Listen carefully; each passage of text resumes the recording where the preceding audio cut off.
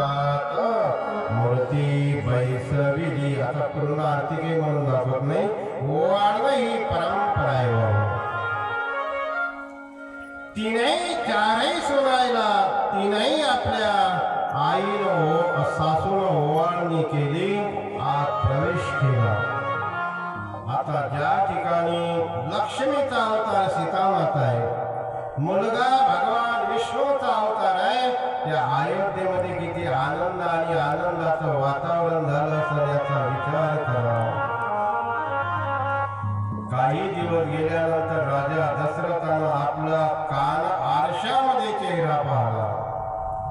म्हणून 17 वेळा आरशात चेहरा पाहायचाच नाही.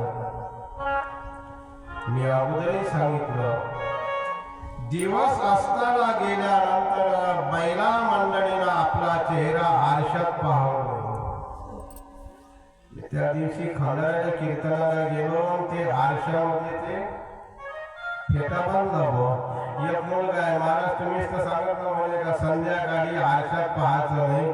म्हटलं स्त्रियेनं पाहायचं नाही, शृंगार रस रात्रीच्या वेळेला गौण ठरलेला आहे, नका पाहू. पाहायचं असेल तर तुम्ही पाहावं.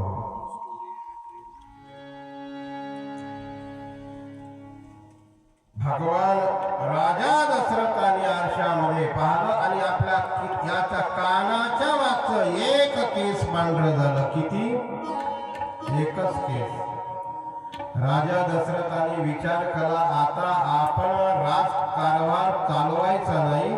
माझा मुलगा राम 27 वर्षाचा झाला, आता माझ्या रामाला राजगादीवर बसायचं. लगेच वशिष्ठ मुनीकडे गेले. वशिष्ठ मुनीला सांगितलं, गुरु महाराज माझं एक केस काळं झालं, मला राजगादीवर बसायचा नाही, मला राज्याचा त्याग करायचा आहे.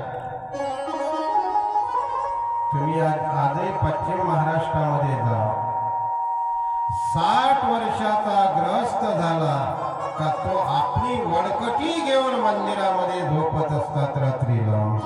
आपलं घर तरी सुट्टे काय घर. पश्चिम महाराष्ट्रामध्ये घर लहान आहे पण मंदिर मोठं आहे, लक्षात ठेवा. त्याग करता प्रपंचाचा. वशिष्ठ मुनीनं मुहूर्त काढलं, तारीख काढली.